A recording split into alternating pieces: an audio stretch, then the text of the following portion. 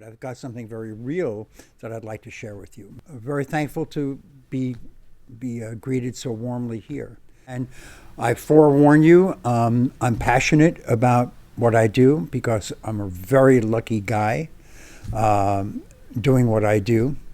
And I think, from what I understand, most of the people in this room are in the business of communication and in the business of getting stories out to people in the form of these little ambassadors. This is the part of what I do that is really fascinating to me. For a lot of complex reasons, my love of art and telling stories through pictures turned into this incredible opportunity to do designs for many areas of publishing, and that kind of morphed into doing designs on postage, and that morphed into doing designs for medals and coins.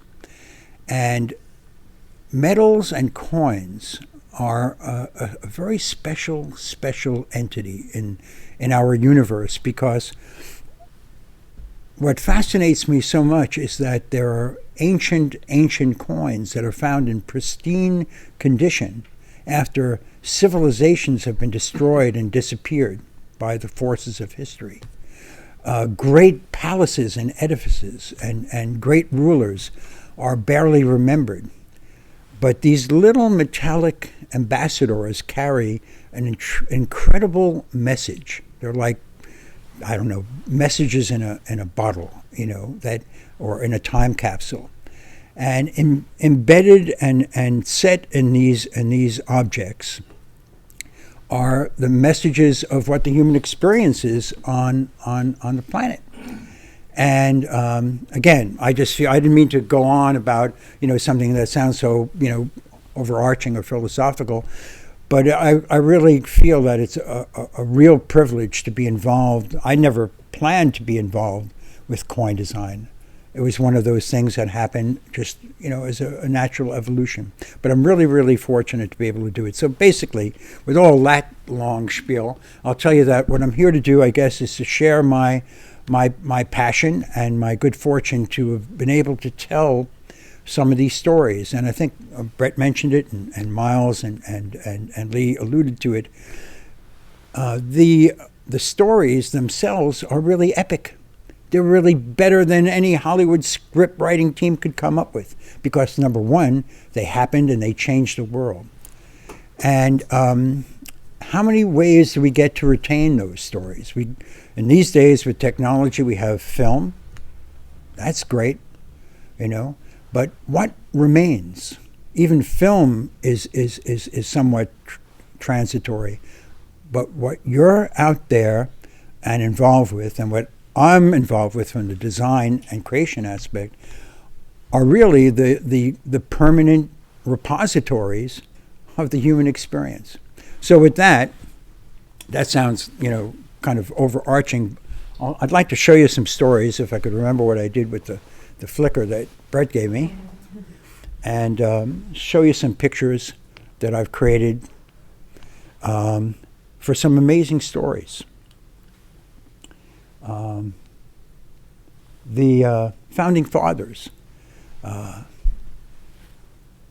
visionary geniuses, and because of the research that I've had to do, all the stuff that I didn't pay attention to in school came home to me when I started reading what these men did in the face of great danger, in the face of the unknown. They forged what we're sitting in, what we're living our lives out in, the American experiment, which allows a guy from the Bronx who is not beat up by local kids from warring neighborhoods, because I knew how to draw, the strike zone box well on the wall, and got involved in art, got to tell some of these stories that were really birthed by some of the geniuses that were our founding fathers. The other reason I put this up is because in terms of the work for the United States Mint that I've done, another thing that really grabs me is that these founding fathers, they had to create a currency. And the currency of any civilization is the way in which the society interacts. Transitions and money, but also what do we hold important? What do we hold dear? Who is heroic? Who is worth recognition? Who is powerful? I mean, the people in power, the Caesars and the great emperors, they made sure their portraits, they were like Miles a little bit. They had a little sense of ego, those people, huh? They made sure their portraits were on those coins because this predates, Facebook, right? I mean, that's how they got the message of their power across. And I won't get into it because, but it's a very real thing that, the Congress, it's the law of the land. The Congress gets an act. They have to, both houses have to sign off on it. It has to then go up to the executive branch, and whoever is the president of the United States signs it into law, and then it goes back to the Secretary of the Treasury to make it into a reality, which becomes the coin. This thing, that coin or metal that holds these great stories. So when you go around and you're trying to communicate the message of why what you're presenting is important, believe me, it has tremendous importance, and there's nothing else like it in human history. That's just a lot of stuff about the fact that I tell stories with pictures in plain English, and what stories I've got to tell. I'll show you a couple of pictures of Congressional Gold Medals that I've been so honored to have designed. And it's more than just an honor because there's a competitive aspect. There's a number of very, very talented artists at the Mint who are, like me, outside contract, private citizen artists. And there are also in-house sculptor engravers, as Miles was talking about, who submit designs. And they're all submitted into a competition, and they're reviewed by national review boards, and it's a very elaborate process. And one is selected. And so I'm really honored that so many of mine were selected. And the further honor is that when a design is selected for something like a Congressional Gold Medal, this guy who used to draw the Skelly courts and then the baseball, lines, back in the Bronx, gets to go to the Capitol and see the recipients receive, sometimes after 60 or 70 years of waiting in anonymity, the highest recognition that this country has. The highest civilian recognition is a Congressional Gold Medal. So it's like overwhelming to me. It's out of body experience. First one I ever had selected was in honor of the Women's Air Force Service Pilots.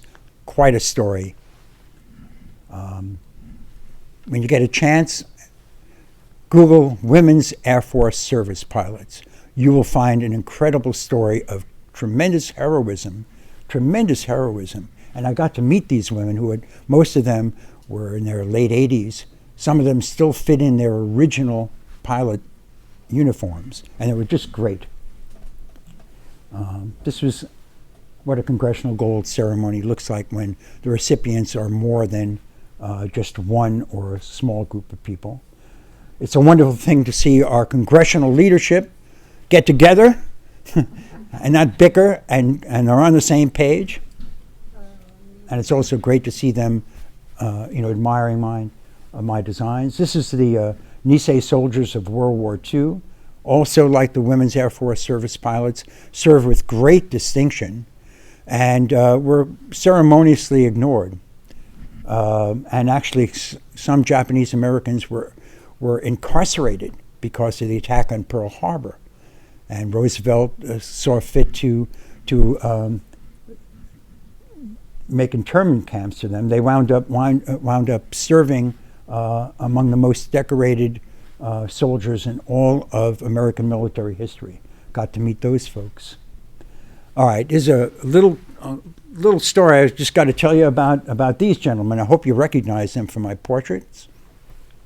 This was an amazing thing for me because I wound up getting the selection for both the obverse and the reverse of the New Frontier Medal. The New Frontier Congressional Gold Medal presented to distinguished astronauts who landed, the team of NASA, and represented by the astronauts who landed an Earthling on the lunar surface. And also the precursor, which was John Glenn's tri-orbital flight around the globe. Great Americans, great heroes, adventurers and men of great vision and competence, not unlike the great explorers. These were astronauts, and instead of crossing seas, they crossed seas of space. And hair-raising stories. I told Brett that I got an opportunity after the Congressional Gold Medal was presented to Neil Armstrong and Buzz Aldrin and Michael Collins and Senator John Glenn. I got an opportunity to meet each of them, which is totally amazing. They signed off on my design. And I got an opportunity to tell John Glenn that the most exciting reading I've ever done in all of my research ever was when I was trying to figure out how am I going to accurately, because you've got to do it accurately, you got to get it right. It's NASA now, right? How am I going to portray his capsule, his orbital capsule, Friendship 7? I mean, it would weigh on my shoulders to portray that accurately. And I asked around a lot. I spent a lot of time down at NASA. I came across a crummy little PDF document that was called Pilot's Flight Report. And it was the words in perfectly matter-of-fact NASA-ese, absolutely cold, business-like NASA-ese, of John Glenn's hair-raising, ride around the globe and his fiery re-entry to Earth. He came through the atmosphere in a fireball that would have incinerated him if he did not insist, along with the other Mercury astronauts, that they were pilots. They weren't dogs, and they weren't monkeys, and they were not going to be spam in a can. The scientists like Werner von Braun wanted to put them in a capsule. They said, that's not a capsule. That's a spacecraft, and we're pilots. And John Glenn told Werner von Braun that in no uncertain terms. That's the reverse. This man, who just passed away a little while ago, the first Earthling to ever put foot on another astronomical body on the lunar surface, he spoke in the rotunda of the Capitol of the Wright brothers, and he spoke so eloquently and so brilliantly. It was so moving to be there that day. So that's why I'm so lucky. They had big blow-ups of the medal, and these are John Trumbull's rotunda murals, okay? And by the way, in that other slide back here, you see that Neil Armstrong is looking up. Okay, there's a little symbolism there. He was pointing out that in the rotunda there is a frieze that goes 360 degrees from the visitation of Columbus to the New World all the way through history. And very late in the frieze, it shows the brothers Wright, with the Wright flyer and an eagle. And he pointed out that's why we called our lunar landing module the Eagle. The Eagle has landed. So he tied together all that history. He put together all that whole story. And it's an epic story. It's as epic as human adventures get. Anyway, so that was a moment of great glory for me. Incidentally, these paintings by John Trumbull behind the mock-ups and that picture of me in front of it. John Trumbull was a kind of a British artist that wound up in America, wound up laying down his paintbrush, had quite a good career as an artist, to be George Washington's aide-de-camp. Okay, so there's a connection between art and history, and the connection, guess where the connection meets? It meets in medals and coins, more than in paintings in museums. That's just a piece I did of John Glenn And I got to meet him in Ohio again later, because I did another project with a man who, by the way, I don't know if you recall, there were a lot of young people in this audience. He ran for president of the United States and had to, certain circumstances stopped him from completing his campaign. But he would have made a great one, I guarantee it. He was a wonderful senator and a wonderful human being. What a privilege for me to meet them. I also did some Code Talkers Congressional Gold Medals. Many, about 7 of them. Met the tribal elders.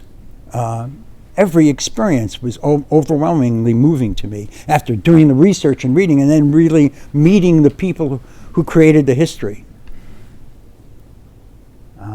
First Special Service Forces, guys that were made, I like to say John Wayne looked like a wimplet. I mean, these guys were tough. I also got to do a national tragedy occurred to all of us at 9/11. My design for the New York commemoration of the fallen heroes of 9/11 was selected. And it's a very different design. I shocked everybody with this one, because everybody says, oh, Joel, you're kind of like old school, neoclassic, romantic. Yeah, figurative, yes. I like to tell stories. I like to tell the meat of the story. I like to tell the human story. And abstract art, that's nice. Sometimes it's good. I think all art is abstract. It all could be reduced to, a construction. But what does that construction hold? What is the content? Does it move people? Does it tell a story? Well, this one I wasn't about to put in too much content. I just took one of the towers and inverted it, because that day for America, our whole world was turned upside down. And then I have one series of lines rising, because we're America. We overcame it. As horrible and as unimaginably horrible as that was, standing there now is a great edifice soaring into the skies. The American fighter aces, another congressional gold. Got to meet those gentlemen. There are endless stories here. So basically, and the monuments men who saved all of the great art of Europe that the Nazis were secreting and taking away from all of civilization. They were the greatest theft of all time, was the civilization's great art, Michelangelo's. The great Flemish painters, gold and bullion, and they had caves. And the most chilling thing that I ever found out about in my life was a man who served in the Monuments Men, a fellow from New Jersey who grew up in Berlin, but knew both languages and was very instrumental in finding out where this art was secreted and hidden. He told me that in the caves, when they were taking the paintings and finding the paintings and the artwork, he said the caves that they were hiding the artwork in were technologically pristine. They were climate controlled so that the work would be preserved. But for who? Not for the world, for themselves. So great stories. The Borinqueniers, these men who, last men who fought a hand-to-hand battle with fixed bayonets. And the last Congressional Gold Medal that was selected was for the Filipino veterans of World War II. Anyway, in a short sentence, each and every one of these have incredibly deep, resonant, interesting stories. I'm going to brag. My wife would be slapping me right now. But it turns out, in great good fortune, I'm the only American, the only non-UK subject that did a portrait of Her Majesty Queen Elizabeth. That's on $5 gold sovereigns and silvers and on many other coins of the UK. And that's my drawing of her, which incidentally, again, this kid who liked to draw from the Bronx, I found out from the Brits, yes, when it gets palace approval, it goes up to the Queen. And I was told in no uncertain terms, she's a hands-on woman. her portrait, she's going to tell you, and I got what they call, in the United States, when we have to make changes, call them edits. The British like to call them amends. So I had some amends to do on the Queen's portrait, and they came from Her Majesty, which is like, so that's a facsimile of the sovereign. And another first, a precedent breaker. I was commissioned to do something about the connection, the friendship, long-standing friendship between the British and the Americans. And so I have Liberty for the first time ever appearing on a coin with Britannia, their symbol, of their national symbol. One day I'll put this out to the sales force of IPM. One day I would love to do the same with another great friend, France, another great democracy, and have Le Marianne, the woman goddess that embodies all their dearly held beliefs, liberté, fraternité, égalité, and our liberty. This is something that's the last one, almost the last one, I think, hot off my drawing board. This was for World War I. It was done for the UK, and it was an interesting take. Victory in World War I, it was never called World War I at that time. That was simply the Great War. They didn't know it was only World War I once we had World War II. They thought that was the war to end all wars, right? But so victory was always, carrying a torch and victorious. But the British were very smart, and they said, we want to maybe portray victory angelically, almost like a guardian angel, almost mournfully, showing the loss of all that youth, all those young men, in such a great loss. So I did a series of coins where victory is guiding wounded or protecting wounded or dead soldiers, guiding them, escorting them heavenward, with fields of poppies, of course. Back to USA, very proud to have done the Medal of Honor coin, a commemorative gold in honor of the Medal of Honor itself, bestowed the highest military honor, initiated by Abe Lincoln, initiated during the Civil War. You find out all these facts when I was in school, it seemed maybe boring. As a job that I had to do, and I really feel that artwork is work. You have to do your research, you have to know what you're trying to say, and then you have to distill it and try to say it in a powerful way, even though it's a small palette to work with. This was another version of liberty, basically peace through vigilance, through strength. So there's a lot of military armaments there, but that's a reality too. The eagle has in one talon the olive branch of peace, but it's packed up with arrows in the other talon. Sometimes we have to defend liberty. The last one I'm going to show you today is Edith Roosevelt, an incredible woman, and this was based on Teddy Roosevelt's favorite portrait of her, and that's the actual gold coin. It's a shame the first Spouse series didn't get proper promotion, because it's a very interesting and very beautiful series, all in all. And this is the very last one. This was the gold coin back in 2011 that honored the history of the Army. So I just did a little historical, from the early days of the Revolutionary War days through the Civil War, through World War II, World War I, World War II, and of course a modern soldier in today's Army. And that's the coin. And you have made it through whatever this presentation was so far. So I congratulate you. Thanks for bearing with me.